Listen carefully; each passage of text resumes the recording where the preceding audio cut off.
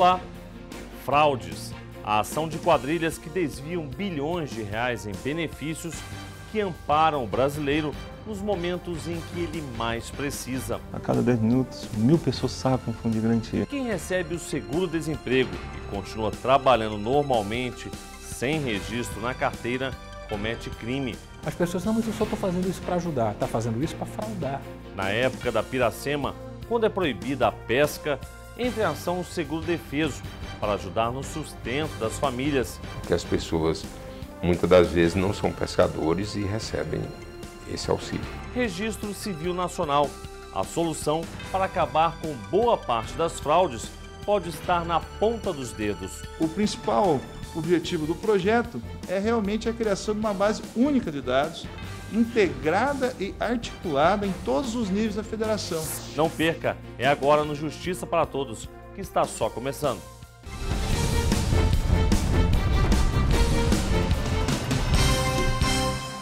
E a gente começa o programa com as notícias que movimentaram a Semana da Justiça Federal. Confira. Comissão Especial da Câmara dos Deputados aprova a proposta de emenda à Constituição que institui a eleição direta nos tribunais, a PEC 187. A matéria vai agora ao plenário da Câmara. A Associação dos Juízes Federais do Brasil declarou oficialmente apoio à campanha do Ministério Público Federal 10 medidas contra a corrupção. A campanha já conta com quase 450 mil assinaturas. Para que as medidas sejam encaminhadas ao Congresso Nacional, são necessárias 1 milhão. Participe! Para saber mais, acesse 10medidas.mpf.mp.br. Juízes federais participaram do seminário sobre a administração de bens apreendidos e confiscados. O evento reuniu representantes de 7 países e aconteceu na Superintendência Regional da Polícia Federal do Distrito Federal. O objetivo foi fortalecer o sistema de administração e alienação de bens e facilitar o intercâmbio de experiências e de conhecimentos sobre a matéria. A demora do Tribunal Regional Federal da Primeira Região para julgar processos relativos à aposentadoria, Sistema Financeiro de Habitação, FGTS e à remuneração de servidores civis e militares foi tema de audiência pública no Senado. O debate foi sugerido pelo senador Paulo Paim, do PT do Rio Grande do Sul. Tramitam no Senado propostas de ampliação da Justiça Federal, o que ajudaria a desafogar as demandas dos atuais. A JUF participou do encontro.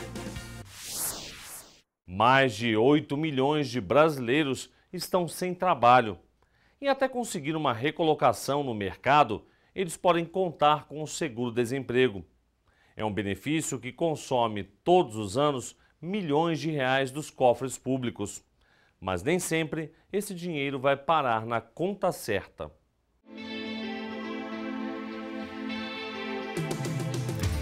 Ela sorri agora, mas já teve uma época em que foi difícil manter esse bom humor, quando o único dinheiro do mês não era um salário, mas sim um auxílio. Eu não estava esperando ficar desempregada. Como eu tenho 2 filhos, foi um benefício que me ajudou muito. Foram 5 meses, que foi o tempo que eu tive para estar correndo atrás de alguma outra coisa. Foi importante para ela e para 8,5 milhões de brasileiros, que hoje estão desempregados, ou para os que já passaram por esse aperto. Me ajudou nos momentos que eu estava desempregado, né? Até eu poder arrumar outro, me ajudou bastante. Eu usei só uma vez, né? Fiquei desempregada e meu esposo também estava na época. É uma segurança, né? Enquanto nós estamos desempregados. Fiquei desempregada e foi um recurso que eu tive para poder manter minha família. Em um ano, o governo federal gastou quase 37 bilhões de reais com esse benefício. Mas nem sempre esse dinheiro vai para a conta bancária certa. O cálculo é feito por uma mente baseada na farsa e no golpe. Você cria situações que a pessoa não tem direito a um benefício previdenciário por hipótese, pela 8.213, mas acaba criando essa possibilidade, por exemplo, com a inserção de dados falsos. Fraude e um prejuízo de 10 milhões de reais para a União. É a estimativa da Polícia Federal em Tocantins sobre uma organização criminosa especializada em fraudar o seguro-desemprego. Os criminosos tinham acesso ao sistema do Ministério do Trabalho e ainda tentavam enganar a justiça. Eles contestavam algum saque feito no benefício fraudado E ainda tinham coragem de mover uma ação por danos morais na Justiça Federal contra a Caixa Econômica. A vastidão de fraudes que eles cometem, eles não se permeiam a apenas cometer um tipo de fraude. Então, por vezes, tem ali um contador associado, tem um advogado associado, tem um despachante associado e com diferentes funções. Agora vamos imaginar a seguinte situação. Uma pessoa fica desempregada, recebe o seguro-desemprego, mas passa a trabalhar em outra empresa sem assinar a carteira. Será que um caso como esse não poderia ser perdoado pela Justiça? Aplicado o princípio da insignificância, normalmente usado para pequenos crimes, e prejuízo mínimo. Nem sempre, quando se trata de benefício concedido pelo governo, o caso pode ser resolvido de forma tão simples assim. Inclusive, neste ano, o Tribunal Regional Federal da Terceira Região confirmou a condenação de um acusado de fraude. Ele recebeu o seguro-desemprego ao mesmo tempo em que trabalhava sem registro.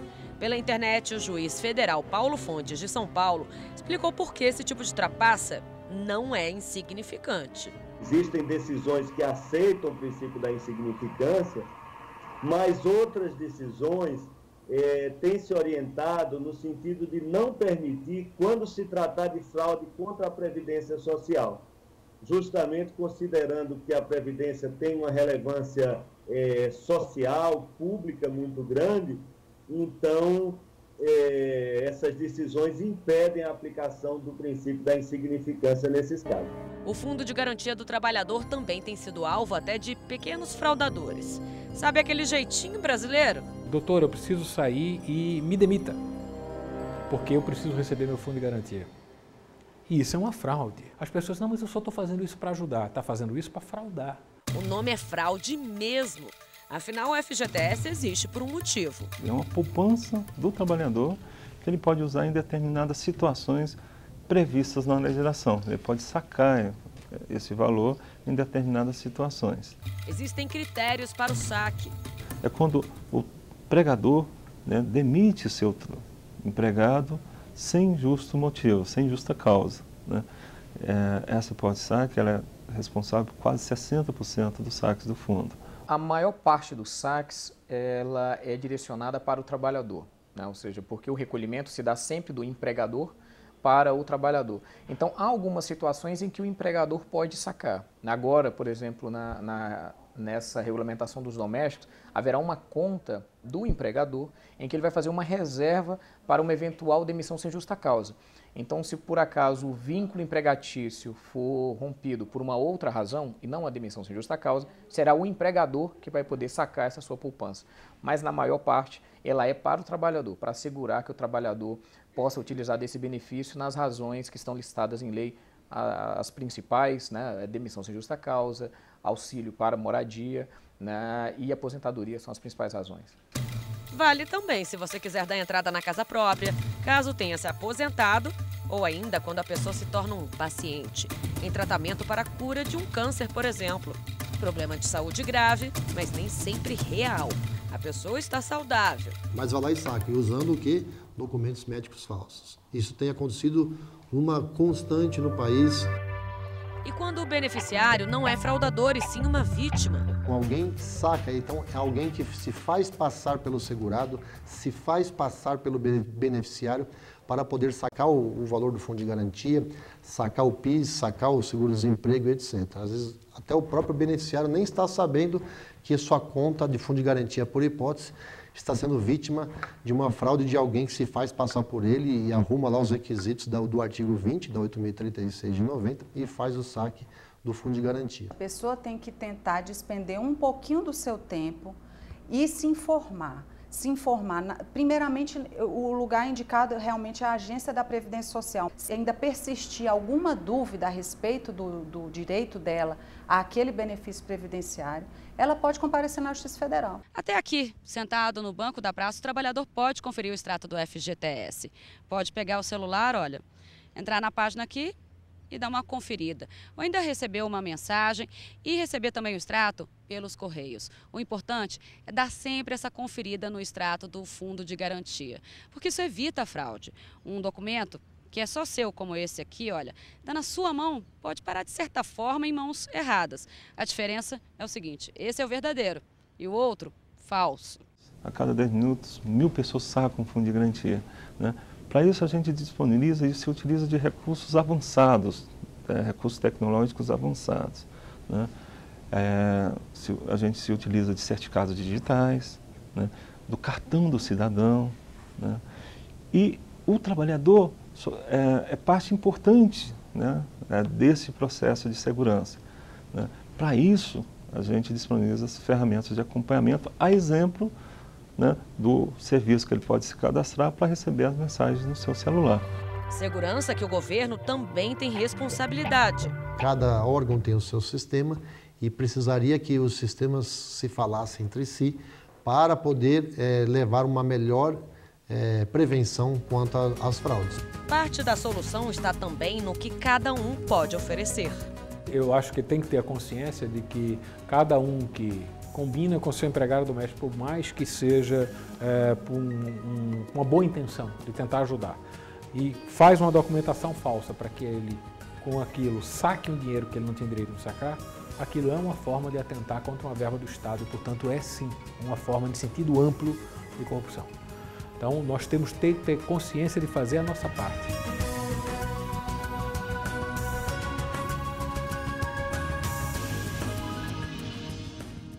E veja a seguir, maior controle das informações. Os vários sistemas de identificação, como são concebidos, são passíveis de muitas fraudes. Em instantes, até já.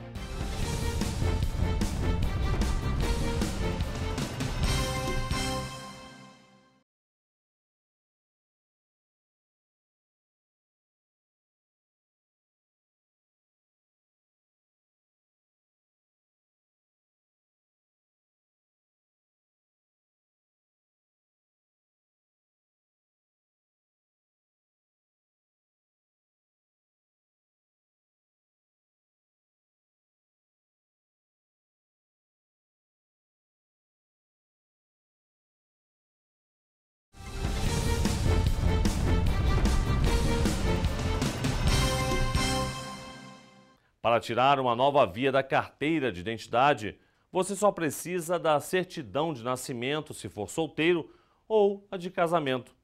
E isso pode ser feito em qualquer lugar do país. Nada impede que você, então, tenha 2 carteiras de identidade. Isso dificulta a ação da polícia, mas facilita a dos criminosos.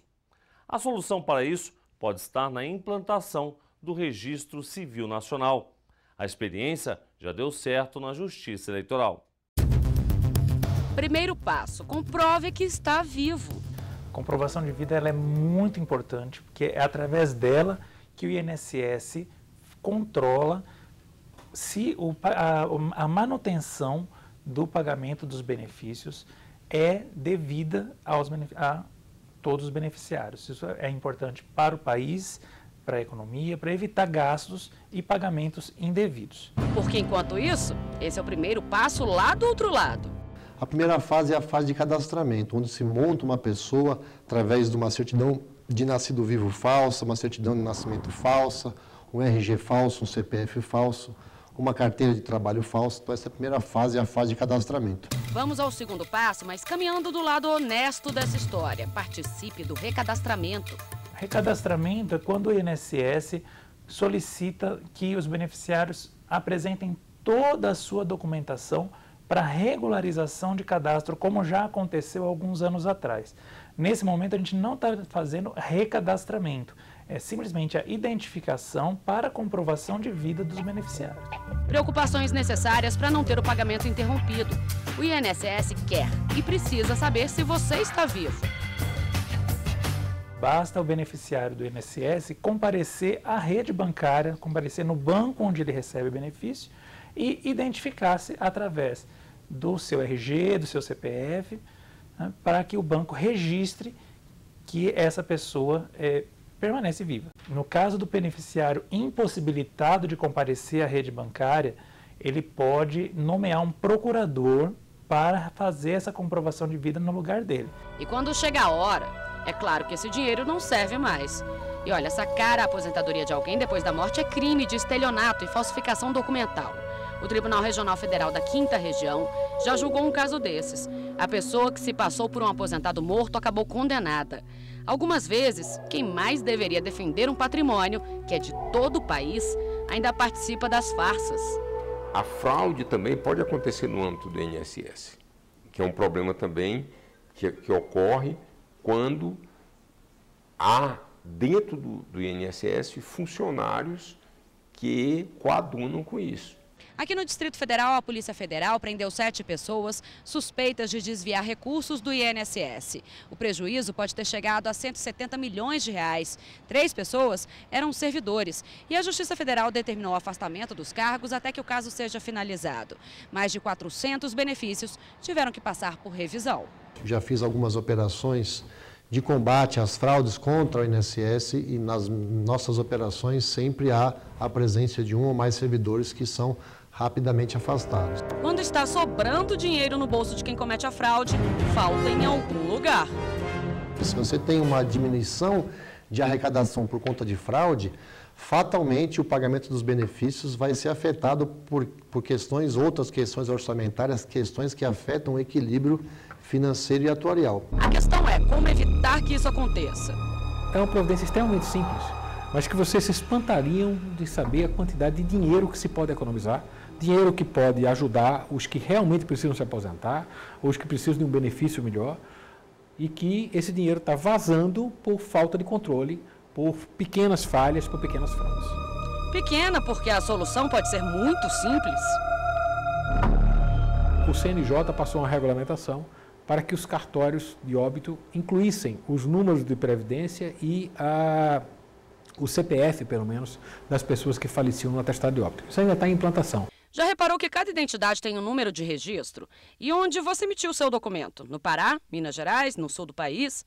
Você pode ter um documento desses no Sudeste e outro no Norte. Nada impede que você tenha 2 carteiras de identidade.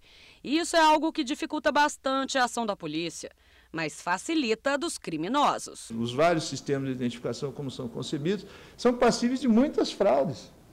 Ou há muita facilidade em se confeccionar 1, 2, 3, 4 documentos.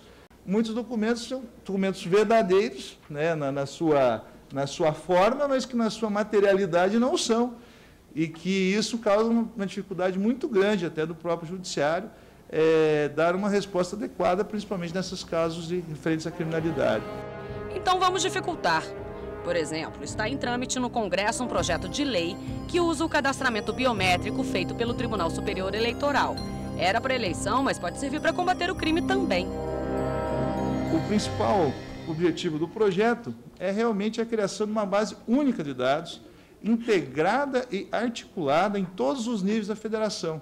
Essa base de dados representará um incentivo à preservação da identidade do cidadão, na medida em que assegurará que as informações mais particulares do indivíduo estejam armazenadas de modo seguro e centralizado em um registro único.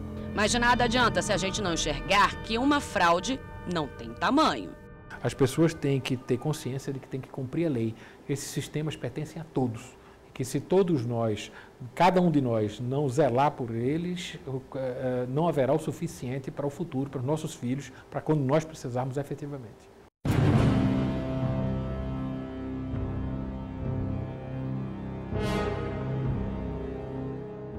E veja a seguir, aposentadoria rural e seguro defeso voltado para o pescador na época da Piracema.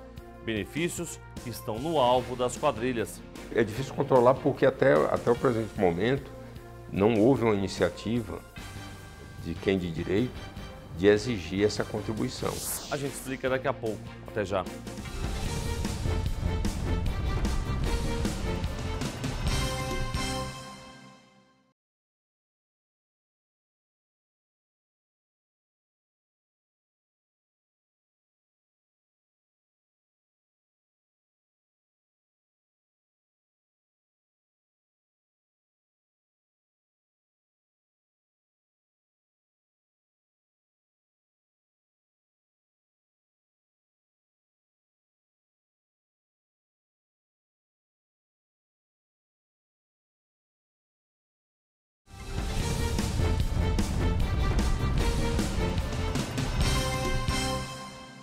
O trabalhador rural pode exercer a atividade a vida inteira e não ter comprovante nenhum. Mas assim mesmo, ele tem direito a se aposentar. O mesmo acontece na época da Piracema, quando o pescador é proibido de trabalhar. Aí ele pode pedir o seguro-defeso. Nos dois casos, a dificuldade em comprovar a ocorrência dessas situações facilita a ação dos fraudadores.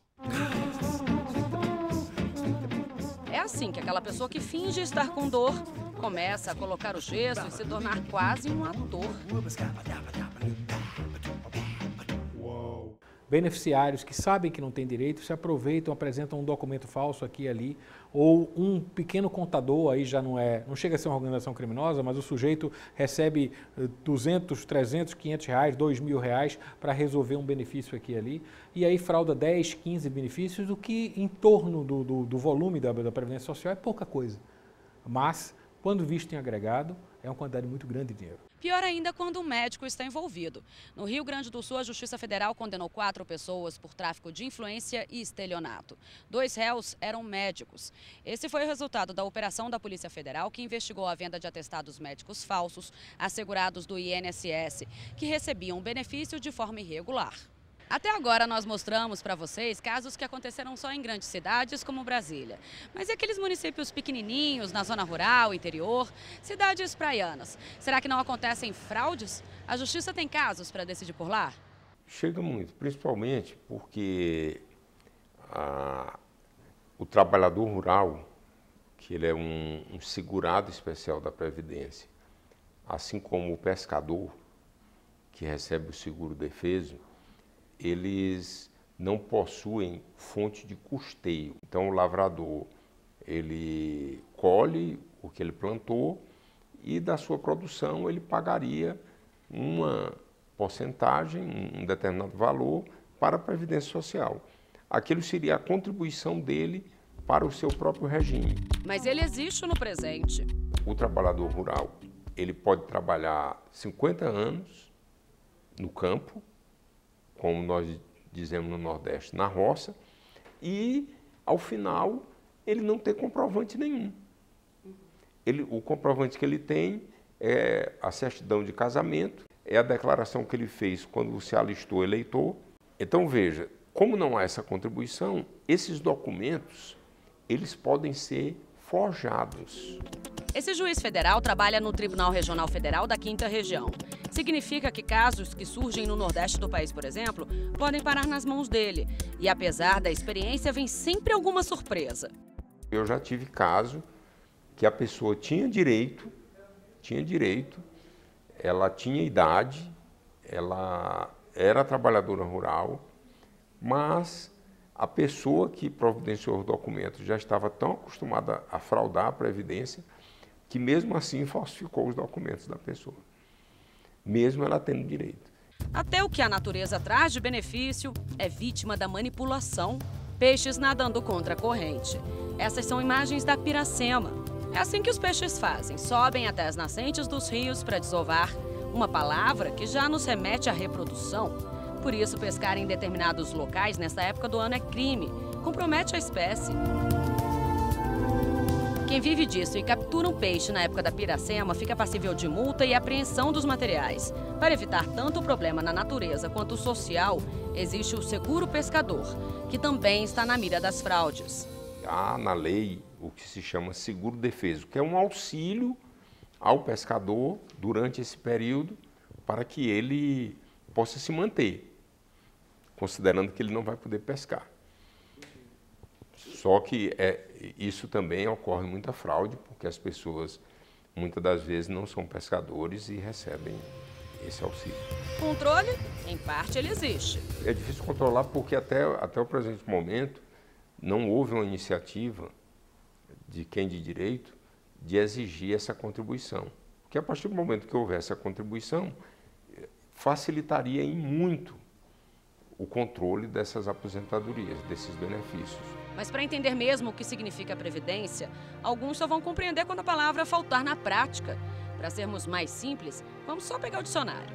É presságio, prevenção, prudência, cautela e precaução. É tudo isso que ela significa e é por tudo isso que ela existe.